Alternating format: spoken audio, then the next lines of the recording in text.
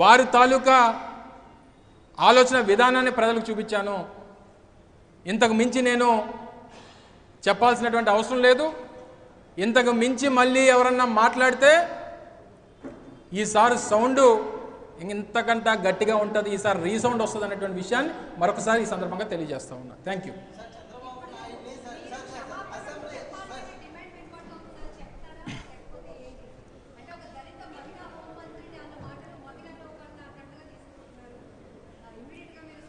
అంటే వారు ఏదన్నా మాట్లాడొచ్చా?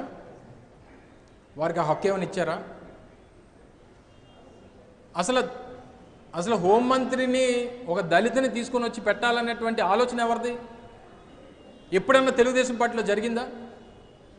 మొట్టమొదటిసారి ఓ హోంమంత్రి స్థాయిలో ఒక మహిళను పెట్టాలనేటువంటి ఆలోచన దివంగత మహానేత రాజశేఖర రెడ్డి చేశారు. తర్వాత మళ్ళీ ఈ రాష్ట్రంలో ఒక దళితుని తీసుకొని వచ్చి మహిళను తీసుకొని వచ్చి హోంమంత్రి చేయాలనేటువంటి ఆలోచన చేసినటువంటిది జగన్మోహన్ రెడ్డి గారు. మీరేం మాకు పాఠాలు చెప్పాల్సినటువంటి పనుల మహిళల పట్ల, దళితుల పట్ల, దళితులు అంతా కూడా వైఎస్ఆర్ కాంగ్రెస్ పార్టీతో ఉన్నారు, ఆ ఓట్ బ్యాంక్ని ఏదో రకంగా బ్రేక్ చేయాలనేటువంటి ఉద్దేశంతో జరుగుతున్నటువంటి తప్పుడు ప్రచారం ఇది. దళితుడిగా ఎవరన్నా పుట్టాలనుకుంటారా అన్నటువంటి మాట మాట్లాడినటువంటి ముఖ్యమంత్రి మాట్లాడతాడా దళితుల గురించి? ఆ పార్టీ మాట్లాడుతుందా దళితుల గురించి?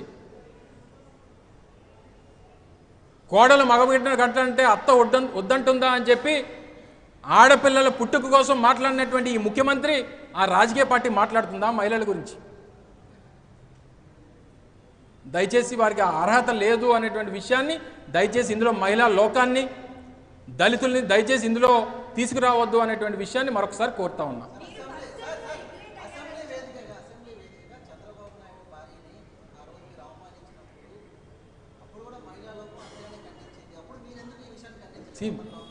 అందరూ కొన్ని విషయాల్లో ఏ రకమైనటువంటి విషయాలు వచ్చాయి, ఏ రకంగా మాట్లాడారు, ఏంటి అనేటువంటిది ఎప్పటికప్పుడు క్లియర్ చేసుకుంటూ వస్తున్నాం. ఇప్పుడు జరిగినటువంటి ఇష్యూలో సోదరి మనం అడుగుతా ఉంది, మీరు రిగ్రెట్ అయ్యారు. నేను ఏం తప్పు మాట్లాడిన రిగ్రెట్ అవ్వడానికి? నేను ఏం తప్పు మాట్లాడాను చెప్పండి. ఇగో ఇది తప్పు మాట్లాడేది తప్పు కదండి, ఈ రకంగా మాట్లాడడం అంటే చెప్పండి. నేనేదో తప్పు చేస్తానో లేకపోతే తప్పు అయిపోయిందని చెప్పాను అన్నానికి నేను రాజకీయంగానే విమర్శలు చేశాను. అమ్మ నన్ను గుడ్డు అంటే నేనేమనాలమ్మా? అదేనమ్మా గుడ్డు అంటే నేనేమనమంటావు చెప్పు.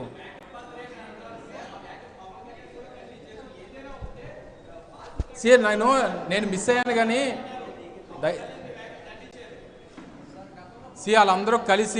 వారందరూ కలిసి ఉన్నారు. 3 రాజకీయ పార్టీలు ఈరోజు ఉమ్మడిగా ఉన్నాయి. ఏం జరిగినా సరే స్క్రిప్ట్ ఒకటే, ఎవరిది వ్యక్తిగతమైనటువంటి స్క్రిప్ట్లు ఉండవు. తెలుగుదేశం పార్టీ సెంట్రల్ ఆఫీస్ నుంచి వచ్చేటువంటి స్క్రిప్ట్ని ఎవరైనా మాట్లాడతారు. ఇదే పవన్ కళ్యాణ్ గారి తల్లిని లోకేష్ దూషించాడు, వాళ్ళ కార్యకర్తలతో వాళ్ళ నాయకులతో తిట్టించాడు అనేటువంటి మాట వారు మాట్లాడిన మాటలు ఉన్నాయి. మహిళల పట్ల వారి తాలూకు అభిప్రాయాన్ని పవన్ కళ్యాణ్ గారు అనేక సందర్భాల్లో చెప్పారు. అదే పవన్ కళ్యాణ్ గారు ఒక సభలో రోజా గారిని ఉద్దేశించి డైమండ్ రాణి అన్నాడు. ఏం మాట్లాడమంటారు నన్ను? ఇప్పుడు నేను అడిగేది ఒకటే, చాలా క్లియర్గా కేటగారికల్గా మిమ్మల్ని అడుగుతున్నాను. పత్రికా మిత్రులు ఉన్నారు, గడిచినటువంటి 3 రోజులుగా చూస్తున్నారు. నేను మాట్లాడినటువంటి మాటల్లో దేనికి రిగ్రెట్ అవ్వాలి చెప్పండి? నేను చేసింది రాజకీయ ఉపన్యాసం, మా కార్యకర్తలతో జరిగినటువంటి ఒక సమావేశంలో మాట్లాడినటువంటి మాటలు, అందులో మనోభావాలు దెబ్బతినడానికి, ఇంకో భావం దెబ్బతినడానికి ఏం తప్పుంది చెప్పండి? నేను రాజకీయంగానే చేశాను. మరి నన్ను అన్నదేంటి? కానీ నన్ను అంటే ఎవరిని అన్నట్ట? గుడ్డు అంటే ఎవరిని అన్నట్టు? కాదు, గుడ్డు అంటే ఎవరిని అన్నట్టు?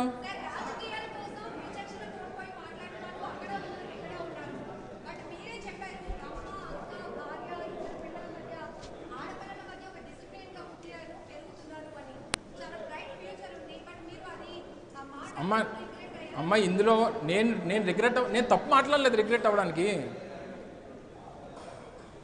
వ్యక్తిగతమైనటువంటి పనుల మీద కేటాయించేటువంటి సమయాన్ని నా ఉద్దేశం చెప్తున్నా. నేను మళ్ళీ ఆ పదాలు కూడా వాడదలుచుకోలే. ఎస్, నేను చెప్తున్నాను కదా, నేను నా పొలిటికల్ కామెంట్ అది. It's not my policy, it's a political comment. నేను నా మాట వినండి దయచేసి.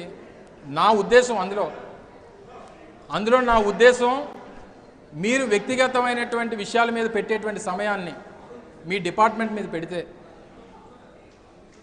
మీ పక్క నియోజకవర్గంలో ఉన్నటువంటి ఒక 4 ఏళ్ళ చిన్నారి తప్పిపోయినటువంటి ఆ చిన్నారి మీద పెడితే, ఆ కుటుంబ సభ్యులు ఆ తల్లిదండ్రుల తాలూకు శోకాన్ని, వారి కష్టాన్ని తీర్చే వాళ్ళు అవుతారు. లేదా మీరు ఏదైతే మీరు ప్రసంగించినప్పుడు 15 లక్షల ఉద్యోగాలు, లక్షలాది ఉద్యోగాలు, 15 లక్షల నెంబర్ కాదు, ఒకప్పుడు ఉద్యోగాల కోసం ఎదురు చూసేవాళ్ళం, ఇప్పుడు ఉద్యోగాలు మన కోసం ఎదురు చూస్తున్నాయి. ఎంత అదృష్టవంతులయ్యా మీరు అని అన్నారు.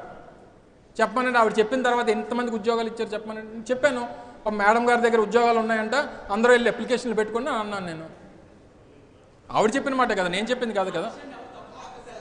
ఆ విషయాల మీద అడిగితేనే ఆవిడ రెస్పాండ్ అయ్యాడు.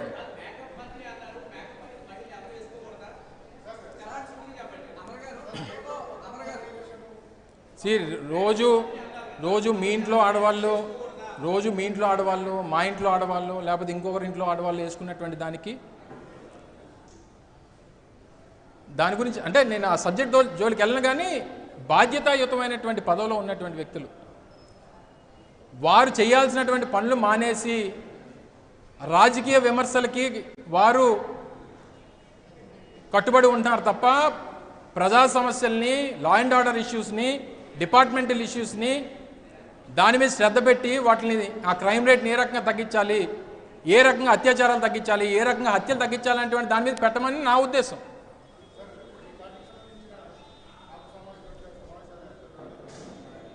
ఏమో రొటీన్గా జరిగేవి కదా, మామూలు కూర్చుంటాం అందరం, కూర్చొని మా ప్రణాళికలు, మా ఆలోచనలు, ఈరోజు జరుగుతున్నటువంటి అన్యాయాలు, వీటి మీద కార్పొరేషన్కి ఇస్తానన్నటువంటి నిధులు, ఇలాగ అనేక ఇష్యూస్ ఉన్నాయి. వీటి మీద సందర్భం వచ్చినప్పుడు కూర్చున్నాం, గతంలో కూర్చున్నాం, ఇప్పుడు కూర్చుంటాం. అదే కొత్తగా చూడాల్సిన పని. ఏమో నాతోనే ఎవరో మాట్లాడలేదు. ఎవరిచ్చినా ఏదిచ్చినా నా సమాధానం ఒకటే చెప్తున్నా కదా, ఇస్తే మాట్లాడతాం కదా. వ్యవస్థల మీద నాకు అపారమైనటువంటి గౌరవం ఉంది. వ్యవస్థల పట్ల ఒక రాజకీయ కుటుంబం నేపథ్యం నుంచి వచ్చినటువంటి వ్యక్తిగా, 50 సంవత్సరాల రాజకీయ లెగసీ ఉన్నటువంటి కుటుంబం నుంచి వచ్చినటువంటి వ్యక్తిగా వ్యవస్థల మీద నాకు అపారమైన గౌరవం ఉంది. ఎవరు ఏది ఇచ్చినా సరే దానికి సమాధానం చెప్తా. నా విధానాన్ని, నా పాలసీస్ని అన్నింటిని కూడా వారి ముందు పెడతా. Thank you. ఒకటి చెప్పాను కదండి, అంటే కొన్ని శాంపిల్స్ చూపించాను. అన్నీ చూపించాలంటే మీకు సాయంత్రం వరకు కూర్చోబెట్టాలి మిమ్మల్ని. సరే అందరూ చూద్దరు కానీ నువ్వు చూపిస్తే మీరు అధికారులు ఉన్నారు కదా. నేను మీ ఛానల్, మీ మహా న్యూస్లో కూడా కూర్చోబెట్టి డిబేట్లు పెట్టారు కదా. వారు మాట్లాడినటువంటి మాటలు కూడా ఒకసారి చూపిస్తే గౌరవంగా ఉంటుంది.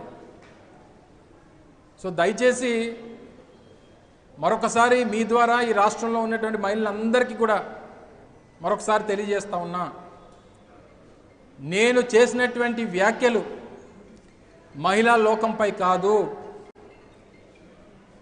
సభ్యత సంస్కారహీనంగా మాట్లాడినటువంటి మాటలు ఖండిస్తూ ఒక వ్యక్తి చేసినటువంటి వ్యాఖ్యల్ని మాత్రమే ఖండిస్తా ఉన్నా. దానికి నేను కట్టుబడి ఉన్నా అనేటువంటి విషయాన్ని మరొకసారి